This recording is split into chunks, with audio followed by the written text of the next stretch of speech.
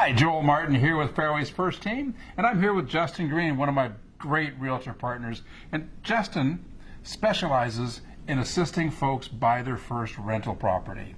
And so we wanted to have a little conversation about how that would look on paper. So, Justin, what kind of questions do you have to start with? Yeah, so typically when I meet people, maybe a young couple bought a house a couple years ago, right? So they're sitting on some equity and they think about investment properties. I get those questions all the time. So let's buy a rental. What does that look like? So that's usually the first conversation is you bought your house a couple years ago, right? You got a little bit of equity, and let's explore what a rental purchase would look like. So we're going to go out and purposely buy a rental house. Okay.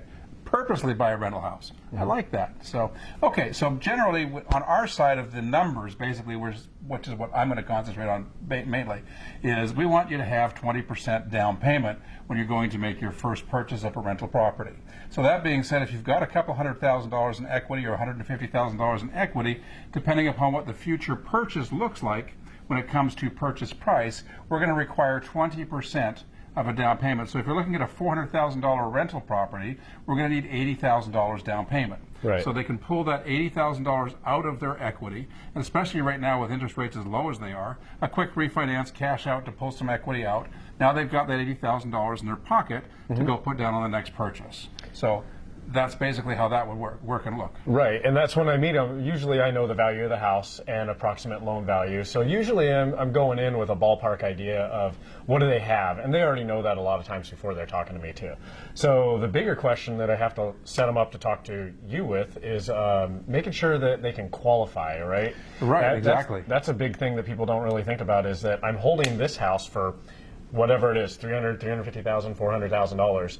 Now I'm going to go buy another house, and being purposeful with a rental is good as well, because a lot of people look at, like, maybe let's buy a $200,000 condo, or you're going to buy a $350,000 detached house. So those are big numbers in the debt to income ratios, and those are big things to consider.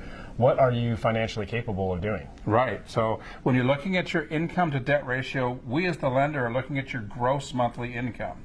So if you've got a $2,000 payment, house payment, including taxes and insurance, on your existing home, your primary residence, when you go to make your purchase of the new rental property and the house payment is $2,200 a month, your total combined debt service is $4,200 a month.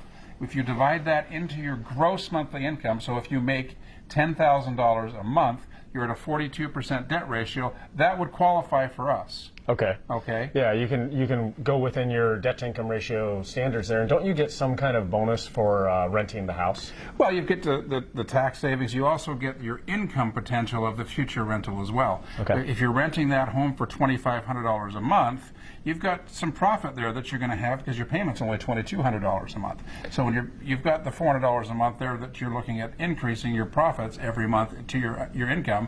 So if you wanted to purchase down the road another rental property, you've got some additional income to use to qualify. Right, and that's usually what I start with when people want to build a portfolio.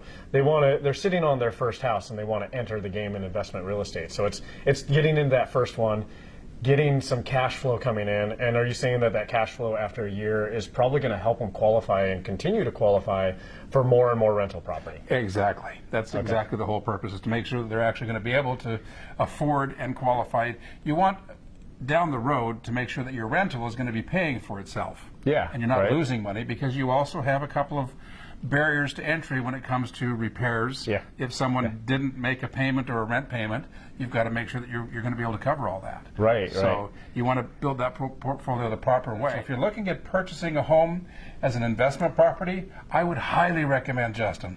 Justin Green with Keller Williams, Green Team Real Estate. Agent Green Real Estate. Agent Green Real Estate. I always get that wrong. I don't know why. Yeah, it's easy. And Joel Martin with Fairway Independent First Team. If you have any questions about investment properties, numbers right below. Give us a holler. Thank you.